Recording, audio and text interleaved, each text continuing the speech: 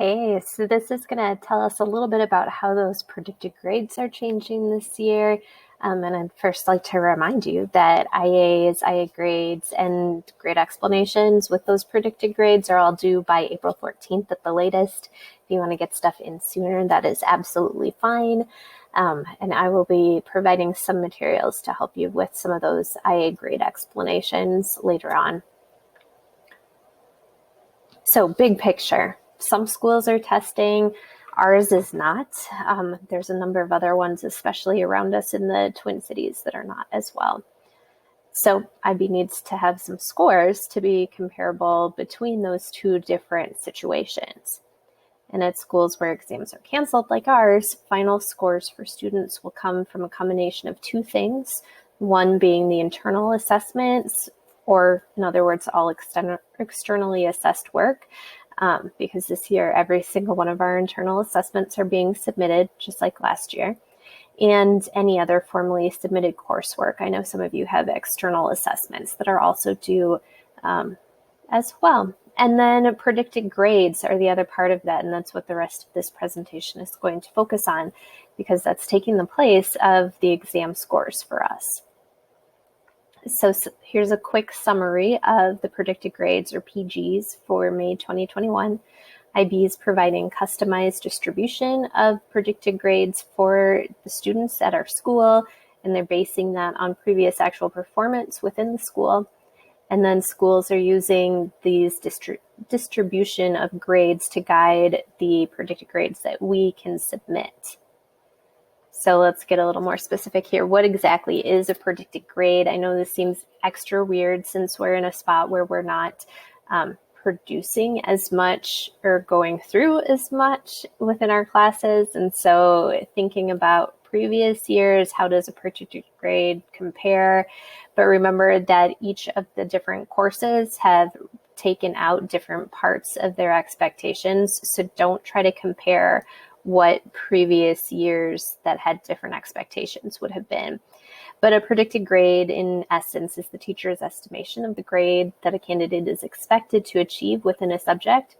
And it's based on all of the evidence of the candidate's work within the class, the teacher's knowledge of IB standards, and what they expect the overall performance for a subject to be for a student, whether or not they're taking exams. So this is the screen that I get to see on IBIS. That's the system where I always put in predicted grades. And this is different from normal because they've never given us a distribution before. So we've got the predicted grades in chemistry can be anywhere between an F, which means they haven't submitted things and they're not meeting the requirements, all the way up to a 7. And you can see with my chemistry scores, I can distribute 1, 6, but no 7. So let's take a look at these different columns. The first column said those predicted grades. So most of you are going to see 1 through 7, except for Julianne in TOK is going to see an A through E, or again, another F. Or for extended essay, that also uses an A through E. And all of our moderators or all of our supervisors for extended essay have already based their A through E grades for the extended essays.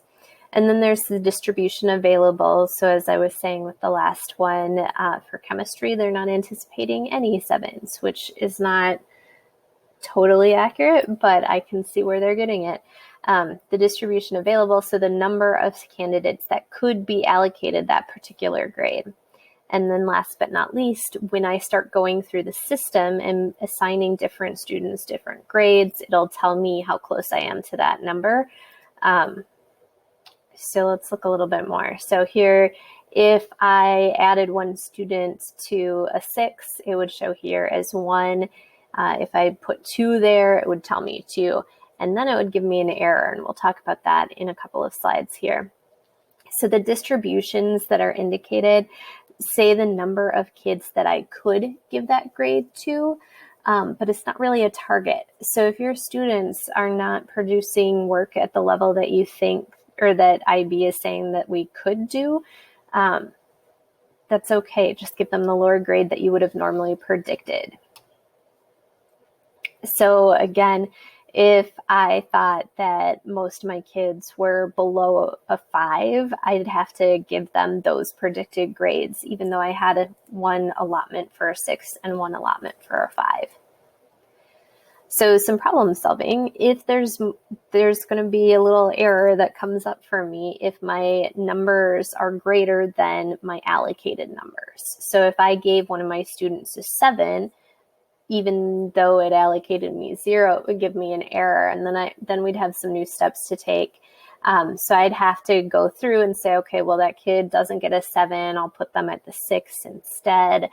And there's a few special cases. So we could go through a whole big process in one of 2 changes.